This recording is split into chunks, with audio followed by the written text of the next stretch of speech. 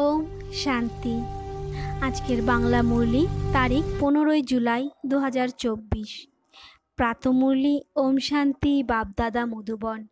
বাবা বলেন, মিষ্টি বাচ্চারা, দেহ অভিমান হলো আসুরি ক্যারেক্টার, সেটাকে পরিবর্তন করে দৈবী ক্যারেক্টার্স ধারণ করলে রাবণের জেল থেকে মুক্ত হয়ে যাবে। আজকের প্রশ্ন, প্রত্যেক আত্মা নিজের পাপ কর্মের সাজা কিভাবে ভোগ করে? এর থেকে বাঁচার উপায় কি? উত্তর, প্রত্যেকে নিজের পাপের সাজা এক তো গর্ভ জেলে ভোগ করে, দ্বিতীয়ত রাবণের জেলে অনেক প্রকারের দুঃখ সহ্য করে। বাচ্চারা, বাবা এসেছেন তোমাদের এই জেল থেকে মুক্ত করতে। এর থেকে বাঁচার জন্য সিভিলাইজড অর্থাৎ সুসভ্য হও। ওম শান্তি। ড্রামার প্ল্যান অনুসারে বাবা বসে বোঝান।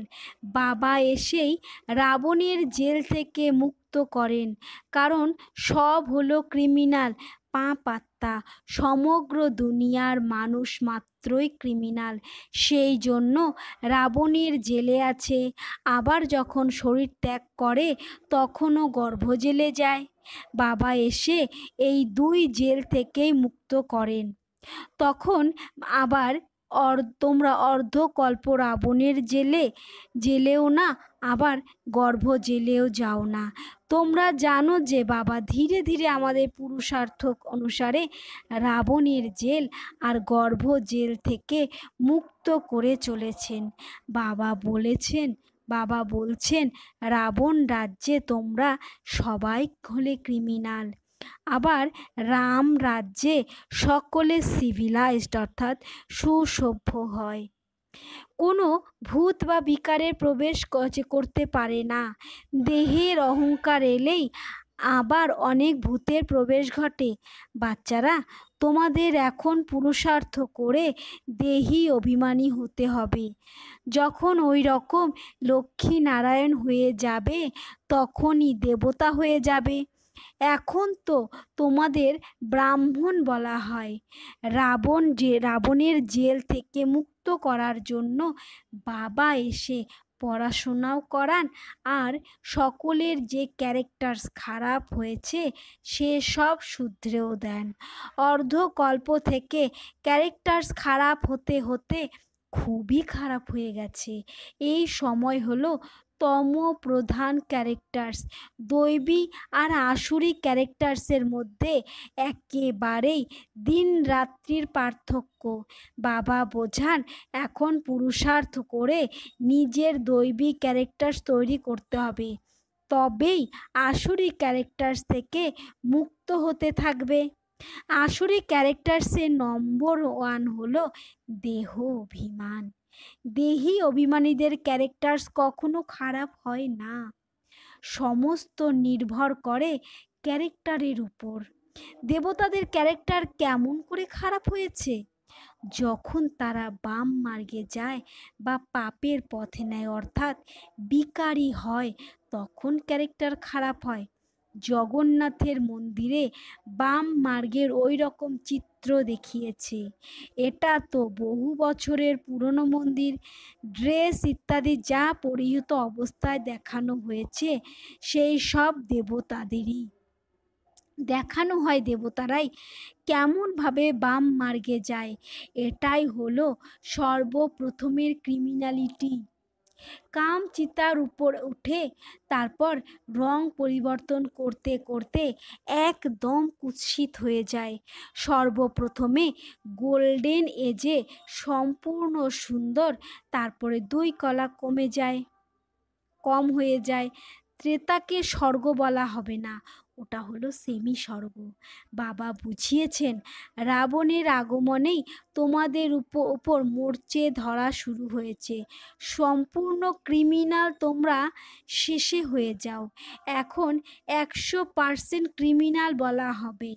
100% বাইসলেস ছিলে, আবার 100% ভিসিয়াস হয়ে যাও। বাবা এখন বলছেন শুধরে যাও। রাবণের এই জেল অনেক বড়, সবাইকে ক্রিমিনাল বলা হবে, কারণ সবাই তো রাবণ রাজ্যেই রয়েছে। রাম রাজ্য আর রাবণ রাজ্যের কথা তো ওদের জানা নেই। এখন তোমরা পুরুষার্থ করছো রাম রাজ্যে যাওয়ার জন্য।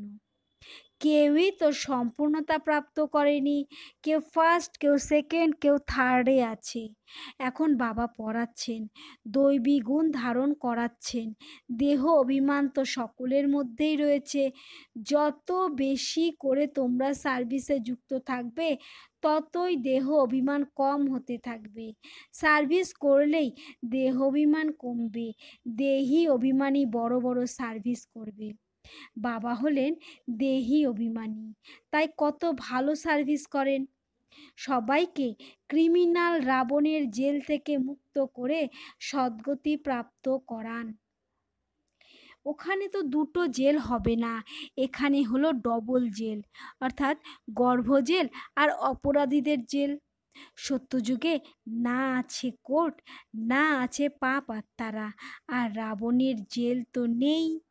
রাবণের জেল হলো সীমাহীন। সকলে পাঁচ বিকারের রশিতে বাঁধা হয়ে আছে। অপরম অপার দুঃখ তাতে, দিন দিন দুঃখ বৃদ্ধি পাচ্ছে। সত্যযুগকে বলা হয় গোল্ডেন এজ, ত্রেতাকে বলা হয় সিলভার এজ। সত্যযুগের মতো সুখ ত্রেতাতে হতে পারে না, কারণ আত্মার দুই কলা কমে যায়। আত্মার কলা কম হওয়ার কারণে শরীরও সেই রকম হয়ে যায়। তাই এটা বুঝতে হবে যে আমরা নিশ্চিতভাবেই রাবণের রাজ্যে দেহ অভিমানী হয়ে পড়েছি। এখন বাবা এসে রাবণের জেল থেকে এখন বাবা এসেছেন রাবণের জেল থেকে মুক্ত করাতে। অর্ধকল্পের দেহ অভিমান সরাতে গেলে দেরি তো হবেই, খুব পরিশ্রম করতে হয়। যারা তাড়াতাড়ি দেহ ত্যাগ করেছে, তারা আবারও এসে বড় হয়ে কিছু জ্ঞান নিতে পারে। আসতে যত দেরি হতে থাকবে, তো আবার পুরুষার্থ তো করতে পারবে না। যখন কেউ মারা যাবে আর আবার এসে পুরুষার্থ করবে, তখনই যখন তার সব অর্গানস বড় হবে, বুঝদার হবে, তখনই কিছু করতে পারবে। যারা দেরিতে যাবে, তারা তো কিছু শিখতে পারবে না। তারা অতটাই শিখবে যা শিখে রেখেছিল। সেই জন্য মৃত্যুর আগে পর্যন্ত পুরুষার্থ করা চাই। যতটা সম্ভব এই পারে আসার প্রচেষ্টা অবশ্যই করবে। এই রকম অবস্থায় অনেকে আসবে, বৃক্ষ বৃদ্ধি পাবে। বোঝানো তো খুব সহজ। বম্বেতে আবার পরিচয় দেওয়ার জন্য চান্স খুবই ভালো। ইনি হলেন আমাদের সকলের বাবা। বাবার থেকে তো উত্তরাধিকার অবশ্যই স্বর্গের চাই। কত সহজ! ভিতরে হৃদয় গদগদ হওয়ারই তো কথা। স্বয়ং পরমাত্মা আমাদের পরাণ। এই হলো আমাদের এইম অবজেক্ট। আমরা প্রথমে সদ্গতিতে ছিলাম, তারপর দুর্গতিতে এসেছি। এখন আবার দুর্গতি থেকে সদ্গতিতে যাওয়ার জন্য যেতে হবে। শিব বাবা বলেন মামেকম, অর্থাৎ দেহ সহ দেহের সব সম্বন্ধকে ভুলে একমাত্র আমাকে স্মরণ করো, তো তোমাদের জন্মান্তরের পাপ কেটে যাবে। বাচ্চারা, তোমরা জানো যখন দাপরে রাবণ রাজ্য হয়, তো 5 বিকার রূপী রাবণ সর্বব্যাপী হয়ে যায়। বিকার যেখানে সর্বব্যাপী হয়ে যায়, সেখানে বাবা কিভাবে সর্বব্যাপী হতে পারেন? সব মানুষই পাপ আত্মা হয়। স্বয়ং পরমাত্মা সামনে রয়েছেন। তাই তো তিনি বলতে পারেন যে আমি এমন কথা বলিনি। মানুষ উল্টো বুঝেছে।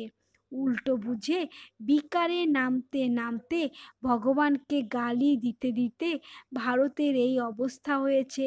খ্রিস্টানরাও জানে যে ৫,০০০ বছর পূর্বে ভারত স্বর্গে ছিল।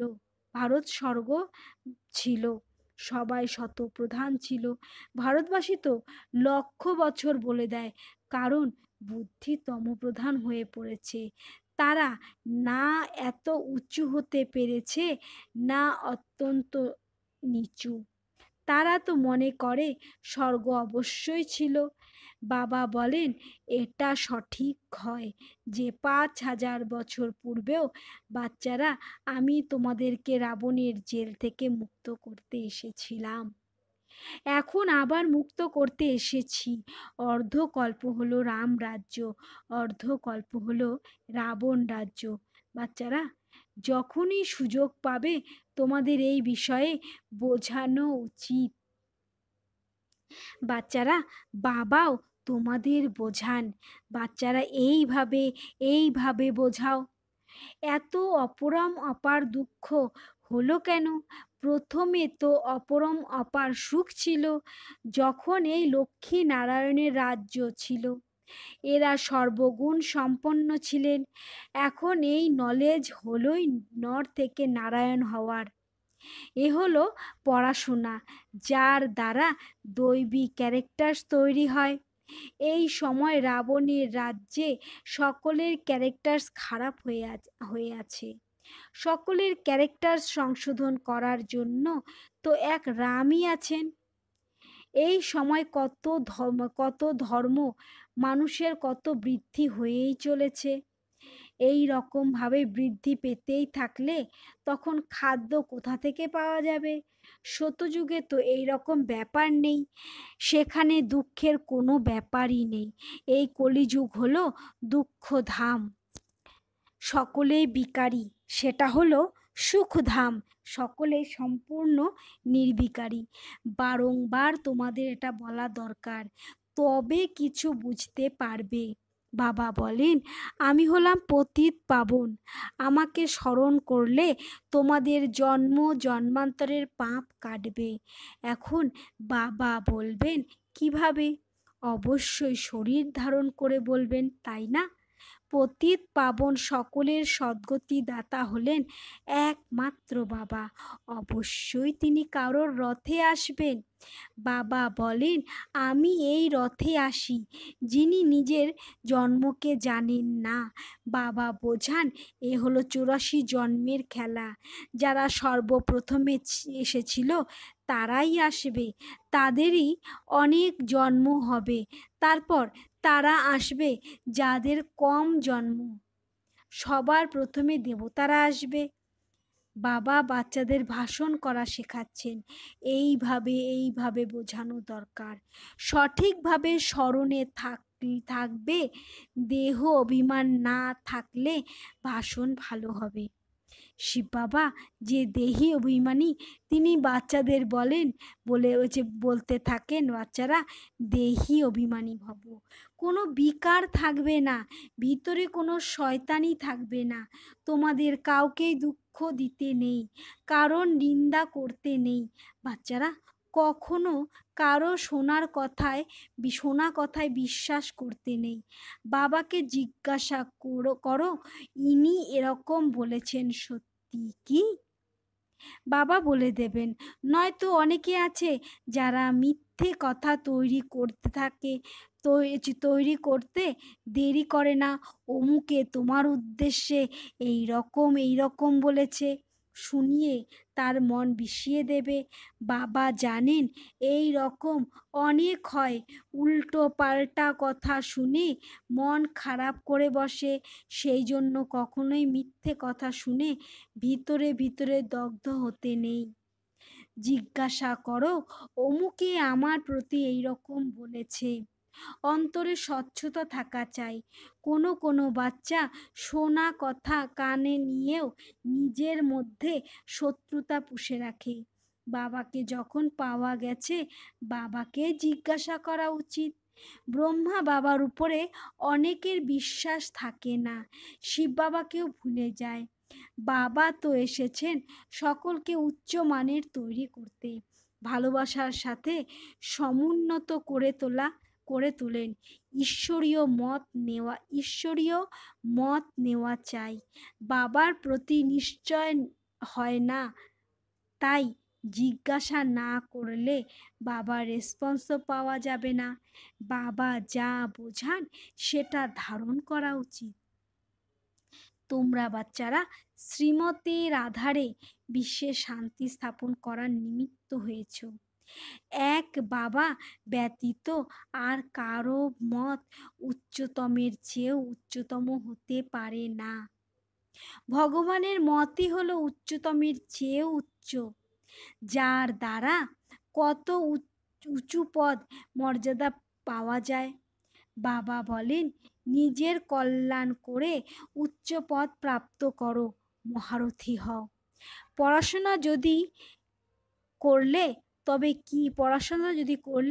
তবে কি পদ প্রাপ্ত করবে? এটা হলো কল্পান্তরের ব্যাপার। সত্যযুগে দাস দাসীরাও নম্বর অনুযায়ী হয়। বাবা তো এসেছেন উচ্চ মানের তৈরি করতে, কিন্তু পড়াশোনাই করছে না, তো কি পদ প্রাপ্ত করবে? প্রজাতেও তো উঁচু নিচু পদ হয়ে থাকে। এটা বুদ্ধি দিয়ে বুঝতে হবে। মানুষ জানতেও পারে না যে আমরা কোথায় চলেছি, উপরে উঠছি না নিচে নেমে যাচ্ছি। বাচ্চারা, বাবা এসে তোমাদের বোঝাচ্ছেন কোথায় তোমরা গোল্ডেন সিলভার এজে ছিলে, কোথায় আয়রন এজে এসেছো। এই সময় তো মানুষকে খেয়ে নেয়। এখন এই সব কথা যখন বুঝবে তখন বলবে যে জ্ঞান কাকে বলে। কোনো বাচ্চা এক কানে শুনে অন্য কান দিয়ে বের করে দেয়। ভালো সেন্টারের ভালো বাচ্চাদেরও ক্রিমিনাল আই থাকে। লাভ লোকসান সম্মানের খেয়াল কি আর করে? মুখ্য ব্যাপার হলো ক্রিমিনাল আইয়ের। বাবা বোঝান, কাম হলো বড় শত্রু। এর উপর বিজয় প্রাপ্ত করার জন্য কত মাথা ঠোকে। পবিত্রতাই হলো মুখ্য ব্যাপার, এর উপরে কত ঝগড়া হয়। বাবা বলেন, কাম হলো বড় শত্রু, এর উপর বিজয় প্রাপ্ত করলে জগজ্জিত হবে। দেবতারা যে সম্পূর্ণ নির্বিকারী, যত এগোতে থাকবে ততই বুঝতে পারবে। স্থাপনা তো হবেই। আচ্ছা, মিষ্টি হারানিধি বাচ্চাদের প্রতি মাতা পিতা বাপ দাদার স্মরণের স্নেহ সুমন আর সুপ্রভাত। আত্মাদের পিতা ওনারা আত্মারূপী বাচ্চাদেরকে জানাচ্ছেন নমস্কার। আত্মারূপী বাচ্চারাও তাদের আত্মারূপী পরমপিতা পরমাত্মাকে জানাচ্ছেন নমস্কার, সুপ্রভাত। আজকের ধারণার জন্য মুখ্য সার: 1. কখনোই শোনা কথার উপর বিশ্বাস করে নিজের স্থিতি খারাপ করতে নেই। অন্তঃকরণ স্বচ্ছ রাখতে হবে। মিথ্যে কথা শুনে ভিতরে দগ্ধ হতে নেই। ঈশ্বরীয় মত নিতে হবে। 2. দেহি অভিমানী হওয়ার সম্পূর্ণ পুরুষার্থ করতে হবে। কারোরই নিন্দা করতে নেই। লাভ লোকসান আর মান সম্মানকে স্মরণে রেখে ক্রিমিনাল আইকে শেষ করে দিতে হবে। বাবা যা শোনান তা এক কান দিয়ে শুনে অন্য কান দিয়ে বের করে দেবে না। আজকের বরদান: ত্রিকালদর্শী সিটে সেট হয়ে প্রতিটি কর্ম করা শক্তিশালী আত্মা ভব। ত্রিকালদর্শীর সিটে সেট হয়ে প্রতিটি কর্ম করা শক্তিশালী আত্মা ভব। যে বাচ্চারা ত্রিকালদর্শীর সিটে সেট হয়ে সকল সময় প্রতিটি কর্ম করে, তারা জানে যে পরিস্থিতি তো অনেক আসবে, হওয়ারই, সেটা নিজের দ্বারা হোক বা অন্যদের দ্বারা, মায়ার দ্বারাই হোক কিংবা প্রকৃতির দ্বারা, সকল প্রকারের পরিস্থিতি আসবে, আসবেই। কিন্তু স্বস্থিতি যদি শক্তিশালী হয়, তবে পরস্থিতি তার সামনে কিছুই নয়। কেবল প্রতিটি কর্ম করার পূর্বে তার আদি মধ্য অন্ত তিন কালকে চেক করে বুঝে তারপর যা কিছু করো, তবে শক্তিশালী হয়ে পরিস্থিতিগুলোকে অতিক্রম করে নিতে পারবে। আজকের স্লোগান, সর্বশক্তি এবং জ্ঞান সম্পন্ন হওয়াই হলো সঙ্গম যুগের প্রারব্ধ। সর্বশক্তি এবং জ্ঞান সম্পন্ন হওয়াই হলো সঙ্গম যুগের প্রারব্ধ। ওম শান্তি।